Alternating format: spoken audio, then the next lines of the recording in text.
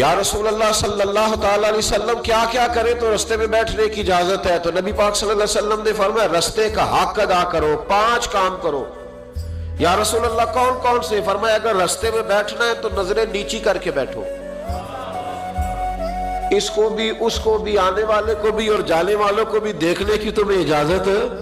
رستے میں بیٹھنا ہے تو پھر نظریں نیچی کر کے بیٹھو۔ رسول کریم علیہ السلام نے فرمایا رستے میں بیٹھنا ہے تو دوسری شرط ہے، یہ شرطیں 5 لگائی نبی پاک نے، یہ بخاری ہے۔ فرمایا رستے میں بیٹھنا ہے تو دوسری شرط تمہارے لیے یہ ہے کہ جتنی چیزیں تکلیف دینے والی رستے میں پڑی ہوں گی وہ بیٹھنے والے نے اٹھانی ہے۔ اس نے ایک نیا وہاں بیٹھ کے اذیت والا کام نہیں کرنا، بلکہ اس کی ذمہ داری ہے چونکہ رستے میں وہ بیٹھا ہے، تکلیف دہ چیزیں اٹھائے گا۔ اور تیسری شرط نبی کریم علیہ السلام نے فرمایا تم پر ضروری ہے کہ تم نے سلام لینے والے کا جواب جلدی دینا ہے۔